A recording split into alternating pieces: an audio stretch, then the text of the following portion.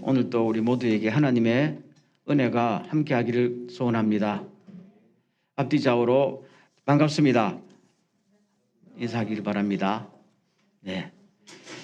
자, 오늘 그리고 다음 주일 2시간에 걸쳐서 하나님의 사랑에 관해서 하나님의 사랑을 정말로 경험하고 느끼고 있는가, 이것이 우리 삶에 어떠한 영향력이 있는가 하는 것을 살펴보는 시간이 되기를 바랍니다. 오늘 요한복음 3장 16절을 한번 비춰보세요. 다 같이 읽겠습니다. 시작.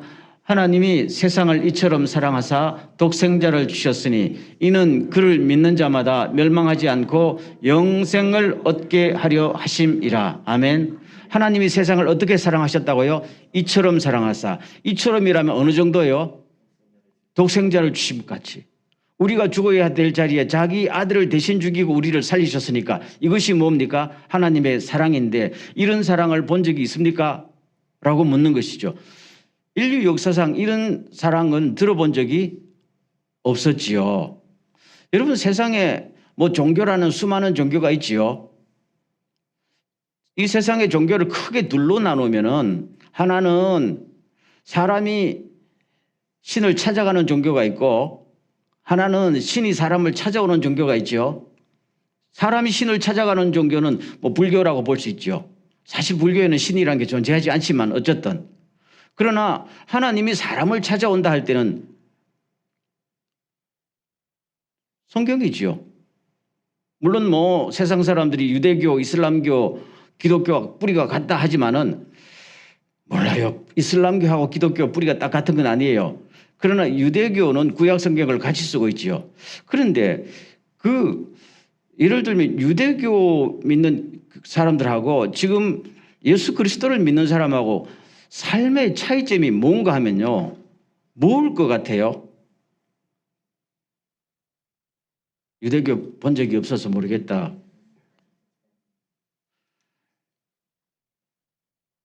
지금 제가 생각하기에 유대인들은 오늘 이 말씀을 알까요, 모를까요? 모른단 말이에요. 이게 중요한 차이예요. 하나님이 사람을 너무 사랑해가지고 자기 자식을 대신 죽이고 우리를 살리셨다 하는 것은 구약 성경에는 안 나오는 메시지란 말이에요. 그러니까 구약 성경의 전체를 보면은 우리가 요새 신명기도 공부하고 있지만은 말씀대로 잘 순종하면 복을 받고 거역하면 벌을 받는다는 거 아니겠어요? 이렇게 사고방식이 결정지어지고 이렇게 익숙해지게 되면은 하나님을 볼 때 뭐가 먼저 마음속에 다가와요? 하나님 사랑합니다. 이렇게 되나요? 아니지요. 두렵단 말이에요. 두려워요.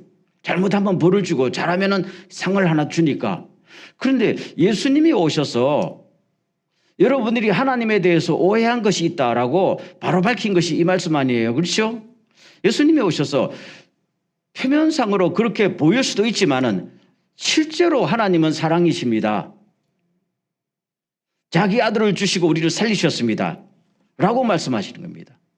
그 다음 기절 보세요. 로마서 다 같이 시작. 우리가 아직 죄인 되었을 때에 그리스도께서 우리를 위하여 죽으심으로 하나님께서 우리에 대한 자기의 사랑을 확증하셨습니다. 이것은 자기 몸을 대신 주신 예수 그리스도 당사자도 자발적으로 우리를 위해서 자기 목숨을 내주셨습니다. 이것이 바로 사랑입니다. 십자가는 하나님과 그의 아들 예수 그리스도가 우리를 얼마나 사랑한다는 것을 실제로 보여준 사건입니다. 라고 합니다. 이럴 때 우리는 예수 그리스도 생각하면 두렵습니까? 예수님 생각하고 두려웠던 적이 있어요? 왜 두렵지 않아요? 우리를 위해서 죽어줬다니까. 두려움보다는 뭡니까? 딱 하면은 마음에 감사합니다. 사랑합니다. 자, 따라서 특별히 예수님이 오신 다음에 성경은 하나님과 우리의 관계는 뭘 하면은 복을 받고 뭘 안 하면은 벌을 받는 이 관계를 넘어서서 무슨 관계예요? 사랑의 관계라는 거예요. 사랑의 관계에 들어가면은 뭘 해서 복을 받고 뭘 안 하면 벌을 받고 이 관계라는 것은 그다지 중요한 게 아니잖아요. 가장 중요한 것은 사랑이라는 겁니다. 오늘 이 말씀을 우리가 들으면서 생각해 보자고요. 과연 오늘 크리스찬들은, 아니 과연 나는 하나님을 딱 생각할 때에 마음에서 잔하게 사랑의 감정이 막 오는지, 나 이러다가 큰일 나지? 이런 감정이 먼저 생기는지요. 제가 그냥 가만히 상식적으로 생각해 보면은 많은 크리스찬들이 하나님을 두려움의 대상으로 생각하고 있지 않을까? 사실일 거예요. 그렇죠? 하나님은 사랑이십니다. 이렇게 외치지만은 딱 보면은 나 이렇게 신앙생활 하다가 어디 하나님 앞에 한 대 맞지? 이런 생각이 크리스찬 대부분이 갖고 있다는 거예요. 그러면은 뭐예요? 하나님이 두렵다는 거 아니에요. 하나님이 두려워지면은 하나님을 만날 때 사랑이라는 것이 사라지는 거 아니에요? 오늘 성경은 예수 그리스도를 통해서 굉장히 중요한 말씀을 하시는 겁니다. 여러분, 우리가 하나님을 믿는다고 하지만 우리가 동시에 누구를 믿어요? 예수 그리스도를 믿는 거잖아요. 왜 예수 그리스도를 믿는다, 하나님을 믿는다 말을 같이 사용해요? 예수 그리스도를 통해서 하나님을 믿는 거니까요. 그래서 예수님께서 내가 길이요 진리요 생명이다 그랬잖아요. 예수 그리스도 안에서 우리는 하나님을 보는 거예요. 예수 그리스도를 통해서 하나님을 만나는 것이죠. 그럼 예수 그리스도가 보여준 하나님을 우리가 믿어야지요. 그 실체는 뭡니까? 하나님은 사랑이라는 겁니다. 아멘. 그럼 우리가 하나님과 관계할 때에 뭘 하면은 복을 받고 뭘 안 하면 이 관계는 뭡니까? 핵심이 아니지요. 그렇게 되어서는 관계가 정상화 안 된다는 말입니다. 예수 그리스도 안에서 하나님을 만날 때는 주님은 우리를 사랑하셔서 자기 아들을 주셨습니다. 예수님도 자기 목숨을 내주셨습니다. 그렇죠? 이 사랑은 변함이 없습니다. 그거잖아요. 그렇다면 우리가 기본적으로 하나님을 만나고 신앙생활할 때 우리가 하나님의 사랑을 얼마나 느끼느냐, 경험하느냐에 따라서 우리 신앙의 모든 앞으로의 행태가 달라지겠지요. 여전히 하나님을 만날 때 두려움에 떨게 되면 뭡니까? 우리는 신앙생활을 기쁨으로 할 수도 없고 이 땅에 시험이 왔을 때 어떻게 돼요? 야, 내가 지난 세월 보면 하나님께 잘한 거 없는데 내가 이래서 복을 받을까? 하면서 딱 절망감에 빠진단 말이에요. 그렇죠? 근데 그게 아니고 내가 잘하든 못하든 하나님이 나를 사랑하십니다 하게 되면은 어려움이 와도 나는 절망에 빠질 이유가 없는 거잖아요. 지금 근본적인 차이가 난다는 겁니다. 똑같은 하나님인데 예수 안에서 예수를 통해서 하나님을 바라보는 거하고 예수 밖에서 보는 거는 천양지차가 난다 하는 것입니다. 그래서 오늘 설교를 시작하면서 왜 크리스찬들이 예수 안에서 예수를 봐야지 아직도 구약 성경에 있는 유대인들처럼 하나님을 자꾸 만난다는 말이에요. 그래서 이거를 우리가 오늘과 다음 시간에 걸쳐서 바로 잡고 주님과 관계를 바로 하게 되면은 그만큼 우리 삶의 지각 변동이 일어날 것이다. 아멘. 그것을 믿습니다. 자, 오늘 요한 1서로 가보겠습니다. 요한 1서 4장 15절부터 한 절씩 교독하겠어요. 누구든지 예수를 하나님의 아들이라 시인하면 하나님이 그의 안에 거하시고 그도 하나님 안에 거하느니라. 우리가 알고 믿었노니 하나님은 사랑이시라. 사랑 안에 거하는 자는 하나님 안에 거하고 하나님도 그의 안에 거하시느니라. 이로써 사랑이 우리에게 온전히 이루어진 것을 우리로 심판날에 담대함을 가지게 하려 함이니 주께서 그러하심과 같이 우리도 이 세상에서 그러하니라. 사랑 안에 두려움이 없고 온전한 사랑이 두려움을 내쫓나니 두려움에는 형벌이 있음이라. 두려워하는 자는 사랑 안에서 온전히 이루지 못하였느니라. 다 같이 우리가 사랑하면 그가 먼저 우리를 사랑하셨음이니라. 아멘. 15절로 돌아가 보면요. 여기서 누구든지 예수를 하나님의 아들이라고 시인하면, 시인한다는 말은 인정하고 믿는다잖아요. 그러면은 보세요. 하나님의 이 사랑, 예수 그리스도의 사랑을 어떻게 경험할 수 있느냐? 경험할 수 있는 가장 유일하고 가장 확실한 방법이 뭐예요? 믿으면 이 말입니다. 예수 그리스도가 우리 위해 십자가에 죽으신 하나님의 아들 메시아라는 것을 믿고 받아들이면은 그 다음에 어떻게 돼요? 15절 다시요. 하게 되면은 하나님이 뭡니까? 그 사람 안에 거하고 우리도 하나님 안에 거한다는 말입니다. 그럼 우리가 하나님의 품에 있고 내 안에도 하나님이 살아 계신다는 이야기죠. 그러면 그 하나님 자체는 사랑이시니까 우리가 하나님과의 관계를 맺지요. 믿는다는 것은 관계를 맺는다는 것이죠. 관계는 어떤 관계예요? 사랑의 관계지요. 그래서 우리가 하나님의 아들 예수 그리스도를 믿고 영접하게 되면은 하나님의 사랑이 통째로 우리 마음에 온다는 겁니다. 그렇죠? 로마서 5장 5절에서는 하나님이 우리를 사랑을 부어주셨다고 했어요. 아예 그냥 조금 한 방울 한 방울 주신 게 아니라 아예 퍼부어 주실 정도로 아낌없이 사랑을 주신다. 그렇게 말하고 있는 것입니다. 그래서 16절 가보면요. 그래서 우리가 하나님의 사랑을 알게 되었습니다. 전에는 사랑해도 막연했는데 십자가에 죽으시고 그걸 우리가 받아들이고 난 다음에 하나님께서 실제로 우리와 관계를 맺으시고 당신의 마음과 당신의 사랑을 자꾸 우리 마음에 전달하면은 아, 사랑이 이런 것이구나. 그렇죠? 내가 하나님의 사랑을 받고 있구나 하는 것을 어떤다는 거예요? 알게 된다는 이야기입니다. 그렇죠? 알게 되고 하는 말이 아, 하나님은 진짜로 나를 사랑하시는구나 하는 것을 깨닫고 그런 말이죠. 여러분 보세요. 야, 저 남자 진짜 나를 사랑하는구나. 그거 언제 알아요? 어떻게 알아요? 받아본 적이 없어서 모른다. 저 사람이 나를 진짜 사랑하는구나 하는 걸 언제 어떻게 알아요? 첫째는 말을 들어야지요. 내가 너를 사랑한다는 고백을 들어야지요. 그 다음에 뭡니까? 행동이잖아요. 나를 위해서 뭐든지 아낌없이 줄 때에 저 사람은 말처럼 나를 사랑하는구나. 아멘. 그거잖아요. 말은 사랑한다 해놓고 나한테 돈 한 푼 안 써. 그거 거짓말이잖아요. 나한테 한 번도 희생을 하지 않아. 거짓말이죠. 근데 하나님은 우리를 사랑한다 하면서 자기 독생자를 내주셨단 말입니다. 사랑은 증거가 있어야 돼요. 증거가 없는 사랑은 거짓일 수 있죠. 입에 고백만 해요. 사랑해요. 사랑해. 고백만 해요. 그것도 반쯤은 사랑이지요. 안 하는 것보다 낫지요. 그러놓고 사랑을 행동으로 안 보여주면 거짓말하는 거 아니에요? 그래서 지금 성경은 굉장히 중요한 말 합니다. 하나님께서는 우리를 사랑한다 해놓고 로마서 5장 8절 읽었지요. 증거로 자기 아들을 주셨습니다.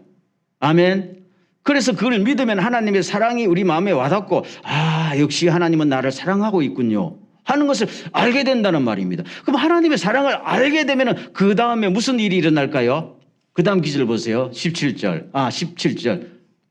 다 같이 시작. 이로써 사랑이 우리에게 온전히 이루어진 것은 우리로 심판날에 담대함을 가지게 하려 함이니 주께서 그러하심과 같이 우리도 이 세상에서 그러하니라. 사랑이 있으면은 우리는 마음에 뭘 해요? 용기가 생기고 두려움이 없어지잖아요. 여자가 남자의 사랑을 받으면 어떻게 돼요? 이뻐지잖아요. 모르는구나. 여자가 남자의 사랑을 받으면 그날부터 얼굴이 핀다고. 전혀 동의를 하지 않으시네요. 근데 남자가 여자의 사랑을 받으면 어떻게 될까요? 마음이 아주 담대해져요. 그렇죠? 아내가 야 당신이 최고야 그러면 아무것도 아니라도 아내의 칭찬을 한 번 듣고 나면 그날 하루 종일 어디 가서 무섭지 않다는 것이죠. 하물며 하나님의 사랑을 딱 받고 나면 마음속에 뭡니까?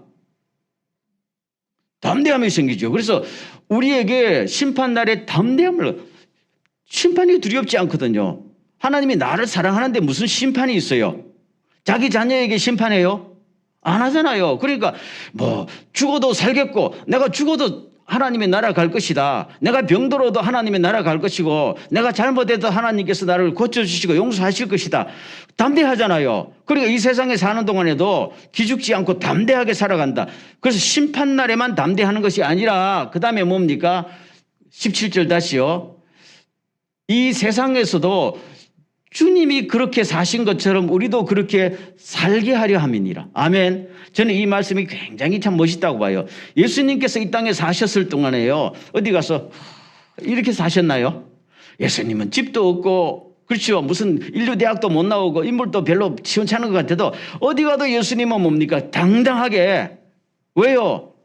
하나님 아버지가 나의 아버지니까요.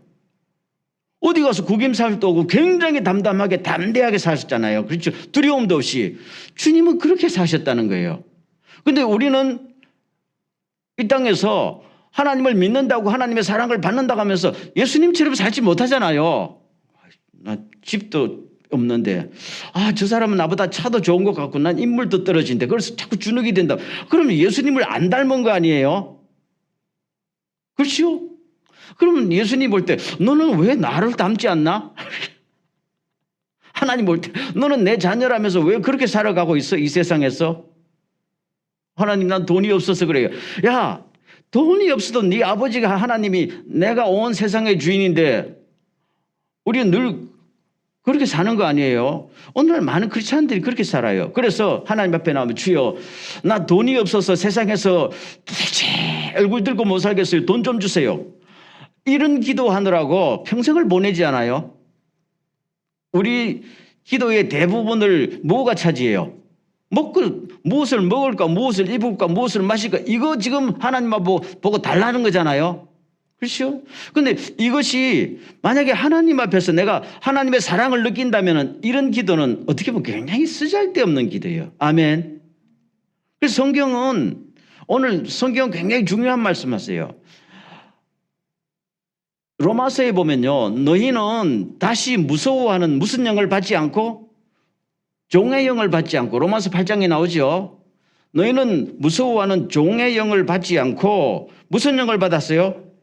아들의 영을 받았다는 겁니다. 로마서 8장 15절. 그러면 종의 영을 받으면 주인을 보면 두렵지요. 잘하면 봉급받고 안 하면 해고당하니까 두렵단 말입니다. 아들의 영을 받으면 아들은 뭡니까? 잘못해도 아버지가 나를 해고하진 않아. 자기 아들이니까 어떻게 해고해요? 한 대 쥐박아도 해고는 안 해. 사랑이란 말이에요. 사랑이란 말입니다. 그래서 너희들이 무서워하는 종의 영을 받지 않았다는 말입니다. 구약시대처럼 그렇게 살면 안 된다는 것이죠. 예수님이 오신다 하면은 우리가 뭡니까? 아들의 영을 받았고 사랑을 확인했기 때문에 아들답게 굉장히 담대하게. 그래서 우리는 하나님을 부를 때 뭐라고 부른다?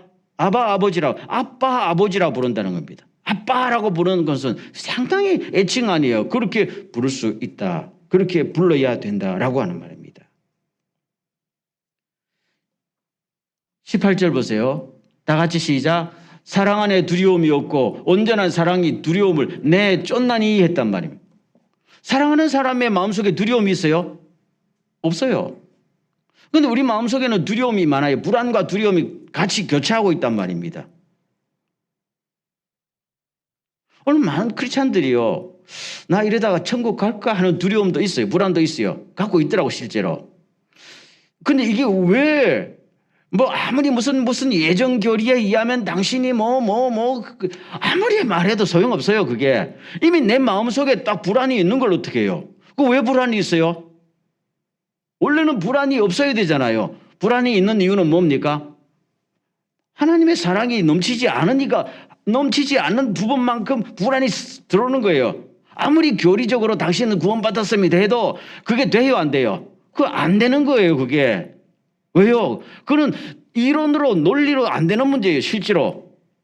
그래서 실제로 우리 마음속에 하나님의 사랑이 이렇게 가득 차면은 모든 불안과 두려움이 없어지고 오늘 죽어도 괜찮습니다. 이렇게 담대해진다는 말입니다.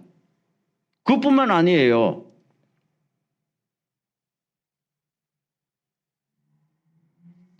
요새 자존감이라는 말을 많이 쓰는데요. 우리가 하나님의 사랑을 다 받고 있으면 자존감이 생길까요? 안 생길까요? 자존감이 회복됩니다. 왜요? 온 우주의 주인 되신 님이 나를 사랑하시는데 네가 뭐야? 자존감이 생기는 거예요. 그렇죠? 이게 굉장히 중요해요. 그 다음에 로마서 8장 32절을 제가 한번 읽어드리면요. 자기 아들까지 아끼지 않으시고 우리 모든 사람을 위해 내어주신 하나님이 어찌 아들과 함께 다른 모든 것도 우리에게 아낌없이 주시지 않겠느냐. 하나님에게 있어서 가장 소중한 것이 예수 그리스도 아니에요. 자기 아들을 우리에게 아낌없이 우리를 살리려고 내주셨는데 돈과 이 세상 살아가는 건 모든 것을 하나님에게 자기 아들보다 아까운 게 있어요? 없단 말입니다. 아들을 내주신 분이 다른 걸 아끼겠느냐 이거지요. 그런데 우리는 하나님의 아들 예수 그리스도를 사랑하려고 하지 않고 뭐예요? 우선순위가 떨어지는 돈에 목숨 걸고, 그렇죠? 힘에 목숨 걸고 이게 사는데 하다 보니까 하나님의 사랑이, 예수님의 사랑이 점점 없어지니까 거기에 돈과 이 세상의 삶에 찌들어서 난 늘 이렇게 힘들게 살아가는 거예요. 그럼 이걸 순서를 바로 잡으면 될 거 아니에요? 오늘 그 말씀을 하고 있는 것입니다. 그래서 우리가 하나님의 사랑이 우리 마음속에 가득 차면은 세 가지. 첫째, 따라하겠습니다. 첫째, 자존감이 회복됩니다. 아멘. 자존감이라는 게 굉장히 중요해요. 자존감, 나중에 자신감이라고 볼 수 있는데 이게 주님의 사랑이 우리 마음에 있으면 회복됩니다. 아멘. 꼭 그런 은혜가 있기를 바랍니다. 두 번째, 담대함을 가집니다. 두렵지 않아요. 어떤 생활고가 와도 어떤 불안이 와도 두렵지 않아요. 이런 은혜가 있기를 바랍니다. 세 번째 뭡니까? 자유합니다. 뭐가 없어도 자유하고 있어도 자유하고. 그러니까 세상이 우리를 건들지 못하는 거잖아요.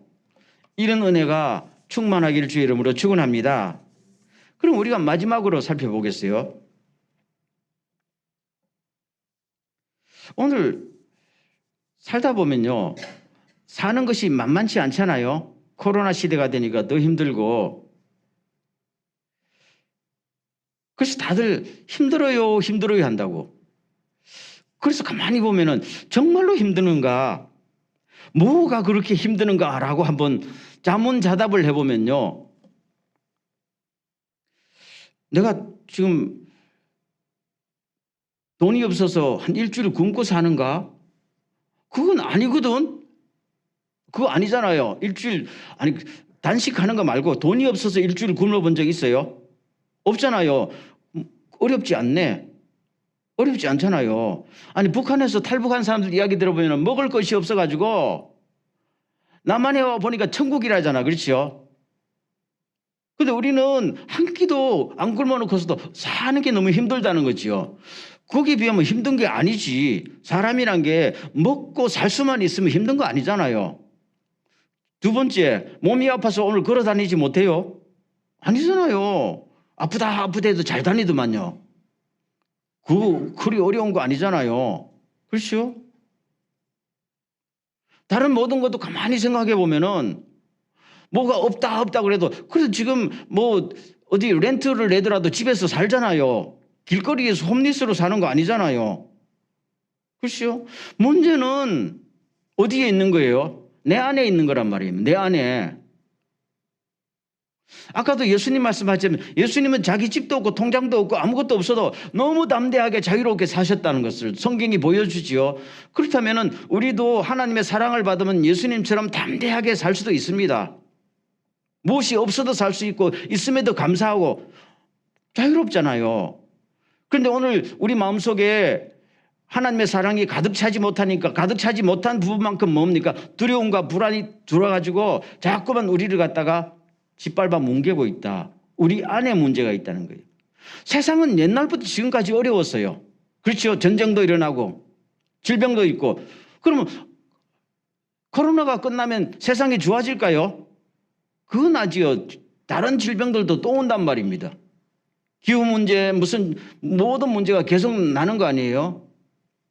그렇기 때문에 우리가 신앙을 가진다는 것은 세상이 아무리 바뀌고 힘들어도 온 세상을 창조하신 하나님은 전혀 움직이지 않고 우리를 향한 그분의 사랑이 변하지 않는다는 걸 믿는 거잖아요. 그러면은 아무리 힘들어도 여기서 버티면서 주님의 사랑으로 모든 것을 뛰어넘어서 자존감을 회복하고 담대하고 자유하고 여유 있게 세상을 살아가는 거 아니겠어요? 이게 크리스찬이고, 이것이 세상에서 크리스찬은 저렇게 살아가는구나 하는 것이 증명될 때에 선교가 되고 영광이 되는 것이다 하는 것입니다. 그런데 그러면은 오늘 마지막 말씀을 한 구절 보세요. 18절 다시 보세요. 18절 가만히 보세요. 사랑 안에 두려움이 없고 온전한 사랑이 두려움을 내쫓는다. 그냥 사랑이 아니고 뭡니까? 온전한 사랑. 온전하다는 완전한 사랑이에요. 퍼펙트 러브예요. 그냥 80%가 아니고 여러분, 사랑은 항상 몇 프로가 돼야 돼요? 100%가 돼야 그게 진짜 사랑이에요. 야, 저 남자 나를 사랑하는데 20%는 딴 여자한테 마음이 가 있어. 그럼 그 사랑을 여러분 받아들이고 싶어요? 아니지요. 사랑은 항상 100%가 안 되면 그거는 문제가 생기는 거예요. 그래서 하나님이 우리를 사랑하실 때요, 100% 사랑하셨지요. 그러면 하나님의 사랑이 우리 마음에 항상 100%와 있는 거예요. 근데 나는 뭡니까? 100%가 아니란 말입니다. 하나님은 100%를 주는데 나는 하나님 앞에 100%를 못 주고 있어요. 그러니까 온전한 사랑이 안 되니까, 온전한 사랑이 아니니까 두려움을 완전히 내쫓지 못하고 있다. 그 말씀입니다. 그래서 두려워하는 자는 사랑 안에서 온전히 이루지 못했다. 사랑 안에서 그 사람이 온전해지지 않았기 때문에 항상 뭡니까? 이 세상에서 승리하지 못하는 것이다. 하나님의 능력이 없고 하나님의 사랑이 부족해서가 아니란 말입니다. 그러면 여기서 두 가지를 생각해 보고 한번 오늘 설교를 매듭짓고자 하는데요. 그럼 왜 우리가 예수님을 믿는다면서 우리는 하나님의 사랑이 우리 안에서 100%가 되지 못할까 하는 이야기입니다. 첫째, 우리가 움직이지를 않아서 문제야. 움직이지 않아요. 사랑이라는 것은 움직이는 겁니다. 그렇죠? 하나님이 우리를 사랑하신다 해놓고 하늘나라 보좌에서 가만히 계셨나요? 그분은 움직이셔요. 이 땅에 오시고 말씀을 전하시고 십자가를 지시고 병자를 고치시고 헌신의 일담에서 자기의 사랑을 우리에게 전달하려고 노력했단 말. 사랑은 정적인 개념이 아니고 움직여요. 항상 움직여요. 당신이 나를 사랑한다 했는데, 그렇죠? 1년가도 카톡도 하나 안 보내고 사랑한다고 말이 돼요? 사랑은 오늘도 움직이고 내일도 움직이는 거란 말입니다. 관계니까요. 마찬가지로 우리가 하나님의 사랑을 더 느끼려면 하나님의 말씀을 뭡니까? 더 왕성하게 배워야 돼요. 하나님이 어떤 분이신지, 예수가 무슨 일을 하셨는지. 그렇죠? 그리고 우리도 예수님처럼 살아보려고 노력을 할 때에 사랑이 온전하게 이루어지는 거예요. 가만히 있으면 사랑이 이루어집니까? 사랑이 더 깊어지지도 않지요. 있었던 사랑도 없어지기 마련입니다. 그래서 바라기는요, 이 아무리 코로나 시대라고 해도 열심히 예배에 참석하시고 기도 생활하시고 성경도 읽으시고 해야 되잖아요. 근데 요새는 이상하게 많은 크리스찬들이 안 움직여. 요새 주일날 교회 안 나오는 것이 그냥 일상이 되어버렸단 말입니다. 뭐 그냥 온라인으로 보지. 온라인으로, 그게 참, 그게 아니라고는 말 못하겠는데, 그래도 현장에 나와서 성도들과 함께 주님 앞에 찬양하고 이거하고는 다르잖아요. 움직이는 만큼 사랑은 확인되는 겁니다. 제 말이 맞죠? 움직이는 만큼 확인돼요. 봉사활동도 해야, 남한테 사랑을 쏟아봐야 자기 사랑이 뭔지를 아는 거잖아요. 그래서 사랑은 움직이는 거예요. 그런데 오늘날 크리스찬들이 움직이지 않아요. 가만히 있어요. 그러니까 하나님의 사랑이 불타올랐다가 지금은 다 식어져 가는 중이다. 그래서 앞으로 뭡니까? 움직이기를 주의 이름으로 축원합니다. 움직여야 돼요. 계속 움직여야 돼요. 두 번째, 요새 현대인들이 갖고 있는 질병 중에 사랑 거부병이라는 게 있어요. 사랑 거부병이라고 들어봤어요? 못 들어봤을 거예요. 사랑의 불시착에서 나오는 그 멋있는 남자 이정혁. 사람들이 이정혁 같은 사람이 날 사랑해 줬으면 좋겠다 하는 게 사람들의 로망이잖아요. 아닙니까? 나이가 안 맞아서 그렇지. 근데 정작 이정혁 같은 사람이 나를 막 사랑한다 고백하면은 거부 반응을 나타낸다는 거예요. 이게 우리 현대인들이 사랑을 갈구하면서도 사랑이 오면은 딱 이렇게 돼. 이게 사랑 거부병이에요. 그럼 왜 사랑을 그렇게 소원하면서도 진짜 내가 사랑하는 관계에 들어가는 걸 그렇게 무서워하고 거부할까요? 두 가지 같아요. 이러다가 또 배신당하면 어떡할까? 또 한 가지는 뭡니까? 내가 진짜로 사랑의 관계로 들어가면은 치러야 될 대가가 내가 감당할 수 있을까? 이거잖아요. 그래서 사람들이 어느 정도 선을 딱 끊어놓고 사는 거야. 선을 끊어놓고 사요. 요새 지금 결혼해도 그런 관계가 많대요. 어느 정도 선을 끊어놓고. 네 통장 내 통장 둘이 얼마씩 출자해라 뭐 이렇게. 이 선까지는 서로 다가오지 말고. 옛날에 그런 게 어디 있어요. 사랑을 하게 되면 네 것도 없고 내 것도 없고 다 그렇게 되는데 요새는 안 그러면 불안한가 봐. 올인 하게 되면 뭔가 지금 불안한가 봐. 그것이 하나님과의 관계에서도 많이 작용해요. 요새 크리스찬들이요, 하나님의 사랑 거부병에 걸려 있어요. 말로는 주님을 사랑합니다. 주여 주님의 성령으로 나를 채워서 해놓고 성령 주려고 그러면 이렇게 돼요.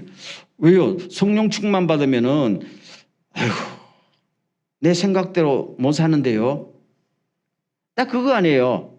성령 충만 받으면 주님의 뜻대로 살아야 된다는 생각이 있으니까 그 정도 대가는 치를 수 없어야 하니까 딱 거부하는 거예요. 말로는 성령 충만 달라고 해놓고 성령 충만 주려고 그러면 아직 준비가 안 됐어요. 이거죠. 하나님과의 사랑도 마찬가지예요. 하나님이 우리를 사랑하실 때는 모든 것을 다 투자해 사랑하시는 거잖아요. 그럼 오늘도 우리 주님을 사랑할 때 내가 주님을 사랑하다 내 자신을 완전히 그냥 없어지든지 사랑을 한번 해보겠다 그러면은 진짜 그 관계로 들어가는데요. 그렇게 하려면 내가 이게 너무 교회에 미친 거 아니야? 뭐야 이게 도대체. 내가 선을 너무 멀어서 신앙생활을 이렇게 요란스럽게 하는 게 아닌데 딱 선을 그어요. 선을 그으니까 하나님의 사랑이 뭡니까? 온전히 이쪽에 물 흐르지 않아. 내가 먼저 딱 뚝을 쳐버리는데 사랑이 어떻게 흘러들어와요? 그러니까 사랑이 흘러들어오지 않은 부분만큼 뭐예요? 두려움과 불안이 있는 거예요. 하나님의 문제예요? 아니에요. 오늘 많은 크리스찬들이요, 더 이상 하나님 앞에 다가가기를 원하지 않는다고요. 더 이상 다가가면은 뭔가를 대가를 더 많이 치러야 될 것 같거든요.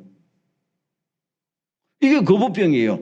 저는 목회하면서 대부분의 크리스찬들이 이 병에 걸려 있어요. 자기가 그 병에 걸린지도 모르더라고요. 하면은 내가 교회에다가 뭘 하고 주님 앞에 뭘 바치고 뭘 헌신하고 노력하면 내 사생활도 없어지고 내 꿈도 없어지고 이게 뭐야. 그렇죠? 그러니까 한 번도 하나님의 사랑을 100% 경험하지 못하는 것이죠. 그러니까 늘 그런 거죠.